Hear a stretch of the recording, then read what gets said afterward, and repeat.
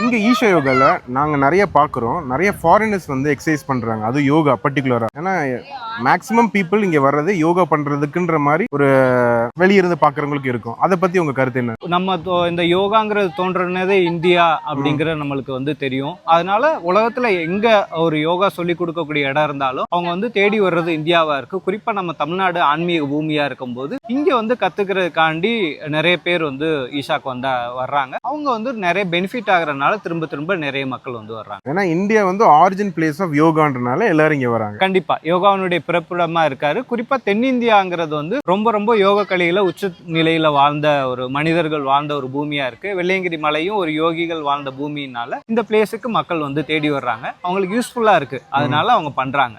ஆதி யோகின்னு வச்சிருக்கலாம் அந்த இடத்துக்கு பேரு. ஏன் ஈஷா யோகான்னு வச்சிருக்காங்க? இல்ல ஈஷா யோகா இப்ப நம்ம இங்க இருக்கோம்ல, இது ஈஷா யோகா மையம் தான். ஆதியோகிங்கிறது வந்து சிவனுக்கு அங்க கொடுத்த ஒரு பேர். நம்ம கலாச்சாரத்துல சிவனுக்கு ஒவ்வொரு பேர் கொடுத்துக்கிட்டே இருப்போம். மதுரையில பார்த்தோம் அப்படின்னா சொக்கநாதர் கொடுத்திருப்போம், சுந்தரேஸ்வரன் கொடுத்திருப்போம், சிவாக்கு நிறைய பேர் இருக்கு. இங்க ஈஷா யோகா மையத்துல யோகாவை வந்து தோற்றுவிச்சவர் முதல் யோகி, முதல் குரு அப்படிங்கறதுனால ஆதினா முதல், யோகினா முதல் குரு. உலகத்துல தோன்றுன முதல் யோகி சிவன் அப்படிங்கறதுனால ஆதியோகி அப்படின்னு பேர் கொடுத்திருக்கோம். ஓகே சார், நன்றி.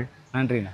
இப்போ யோகாவே பண்ணியிருக்க மாட்டாங்க, அவங்க யோகா பண்ணணும்னா எது ஃபர்ஸ்ட் பண்ணணும்? ஸோ பேசிக்காக அவங்க ஆசனாஸ்ல இருந்து ஸ்டார்ட் பண்ணலாம். இல்லைன்னா சில கைடட் மெடிடேஷன்ஸ் எல்லாமே இருக்கு. சத்குரு ஆப் நீங்க வந்து பிளே ஸ்டோர்ல ஃப்ரீயாவே டவுன்லோட் பண்ணீங்கன்னா అలాగే கைடட் மெடிடேஷன் இருக்கு. ஒரு 10 நிமிஷம் 12 நிமிஷம் நீங்க வந்து ஹெட்ஃபோன் மாத்திக்கிட்டு நீங்க கைடடாவே வந்து பண்ண முடியும்.